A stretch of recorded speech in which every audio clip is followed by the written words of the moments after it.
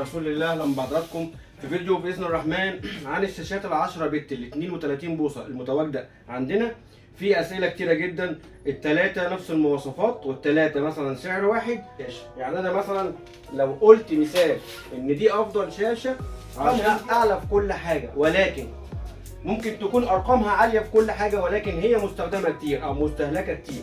يعني دي انا ممكن اقول لك اعلى حاجه في كل الارقام، دي اعلى شاشه مواصفاتها اعلى حاجه، ولكن ممكن تكون مستخدمه مثلا 20,000 ساعه، وممكن تكون دي اقل منها شويه ولكن جايه كسر زيرو. فتلاقي هنا مثلا الليدات اشتغلت كتير او الشاشه اشتغلت كتير. طبيعي ان بيكون مثلا الشاشه مش بنفس الجوده زي مثلا اللي لسه ما اشتغلش مثلا 5000 ساعه ولا 1000 ساعه ولا 500 ساعه. اصور كل شاشه لوحدها واقول لكم مواصفاتها بالتفصيل.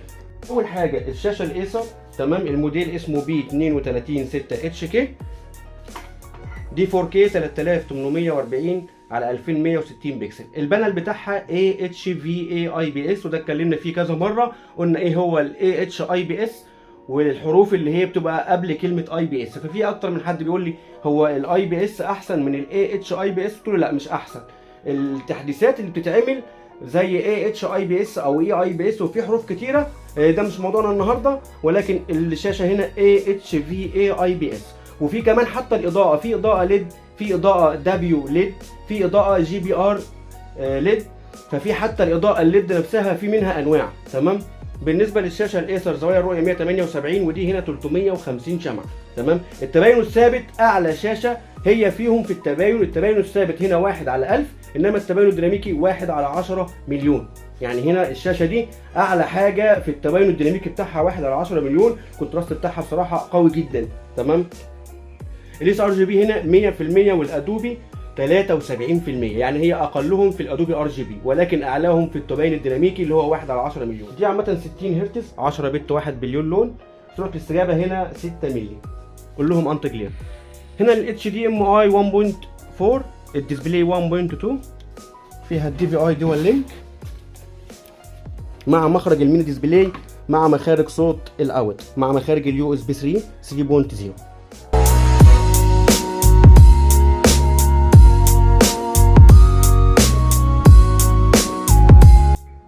الشاشه الثانيه هيكون معانا بقى الزد 32 اكس الاتش بي الدريم كلر. طبعا فئه الزد معروفه ان هي اعلى فئه في شاشات اتش بي، فئه الزد عموما، وفئه الاكس يعني في زد وفي اكس وفي زد اكس، دي زد اكس ودريم كلر، يعني دي يعتبر من افضل خط انتاج شركه اتش بي، يعني من افضل ما انتجت شركه اتش بي بصراحه. الشاشه دي او الموديل ده عموما الدريم كلر في بعض الحاجات بتتاقلم تلقائيا مع الاضاءه المحيطه للمكان نفسه، فدي حاجه بتخلي الشاشه رقم واحد بالنسبه لشغل طبعا المونتاج والجرافيك وكل حاجه، ولكن برضو شغل المناظير والاشعه. فالشاشه دي بصراحه ما شاء الله، لدرجه ان يعني سعرها بقى معدي في مصر بسبب ان هو اتعرف ان هي الشاشه بتشتغل في الحاجات الدقيقه جدا. طبعا احنا سعرهم كلهم عند واحد 7000 جنيه سعر الثلاث موديلات، 31 انش ونص بوصه بالظبط، طبعا 4K 2000. هنا بقى دريم كلر عامله لنا 300 شمعه مش 350 شمعه زي باقي الموديلات، فهي اقلهم في عدد الشمعات.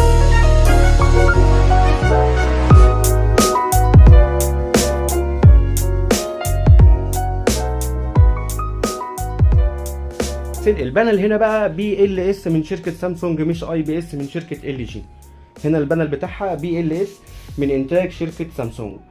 هنا برضو اس ار جي بي 100% والادوبي بتاعها 97%. اشتغلت كام ساعه؟ بص الشاشه اهي مشغله 8297 ساعه. طبعا احنا قلنا اكتر من مره وشرحنا كذا مره ان انت اي شركه بتقول لك معاك 36000 ساعه الشاشه تكون شغاله بنفس الكفاءه مفيش مشكله، وفيما بعد ال 36000 ساعه لو الاضاءه قلت او الالوان قلت فده نورمال خالص. ولكن معروف الشاشات الاستيراد كماتيريال كجوده انها بتعيش سنين من الشاشات اللي هي المعممه.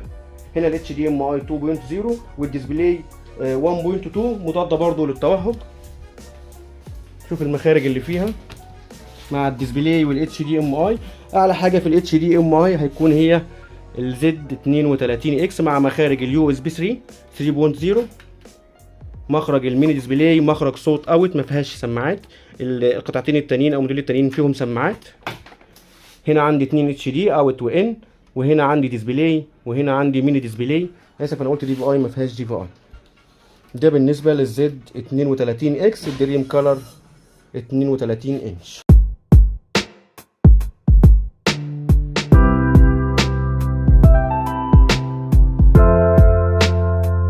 جوجل ال 32 انش طبعا دي فيها المخرج التايب سي، ممكن اشغل التليفون عليها كاميرور. المخارج الاول فيها 2 اتش دي ام اي ديسبلاي، وعندي 2 مخرج يو اس بي 2.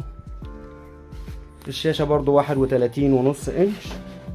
اصدار قلنا ان هو اصدار معمول خاص بشركه جوجل. طبعا مفيش اي مواقع كتيره مبينه كل المواصفات بتاعه شركه جوجل، يعني هي كل المعروف عنها ان هي 60 هرتز، البانل بتاعها اي بي اس، والاضاءه دبليو ليد، والابعاد بتاعتها 16:10، والاضاءه التباين بتاعها 1/1000.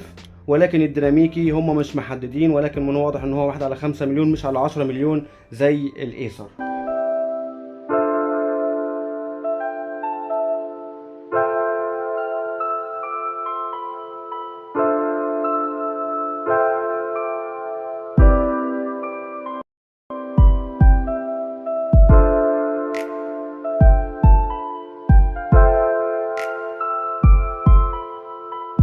الزد 32 اكس. نيجي بقى لزد ديسبلاي. دي بقى 2K مش 4K. 30 بوصه. البانل هنا 29.5 بالظبط، 29 انش ونص. هنا 2K 2560 ريزوليوشن على 1600. البانل بتاعها AHIPS. هنا بقى الاضاءه GBR ليد. قلت ان هو الاضاءه 3 حاجات، ليد ودبليو ليد وجي بي ار ليد. هنا الاضاءه احدث حاجه اللي هي جي بي ار ليد. دي كانت بدايه انتاجها. عموما بدايه الانتاج كانت سنه 2013. زوايا الرؤيه في كل الشاشات عموما، الحاجات الاي بي اس والبي ال اس واضحه اهي من الجنب. زوايا الرؤيه كلها 178 افقي وراسي. دي برضو زيها زي ال 32 بتيجي بعمق 10 بت 1 بليون لون. الادوبي 98%. هنا التباين الثابت 1/1000. التباين الديناميكي هنا بقى 1/5 مليون. فقلنا اعلاهم 1/10 مليون اللي هي الايسر لغايه دلوقتي.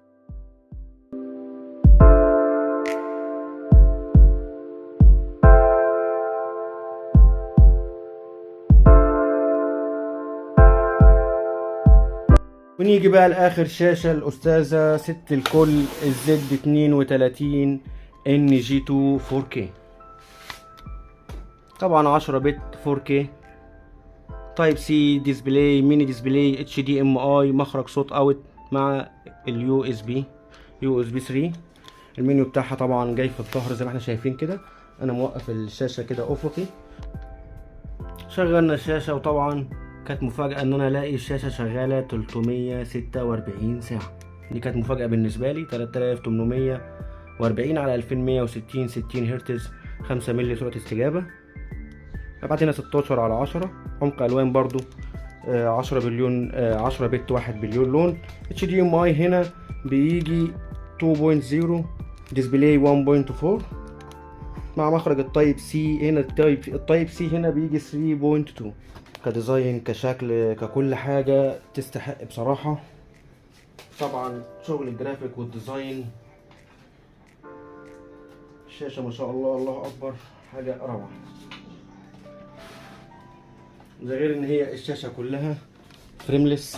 لسه هيكون في ان شاء الله مراجعات تانية للزد الجي 3، زد 27 يو جي 3، والزد اليو 27 الجي 4. بس النهارده نكتفي نقول اخر شاشه معلش ال10 بت، عشان احنا دول شاشات ال10 بت ال1 بليون لون.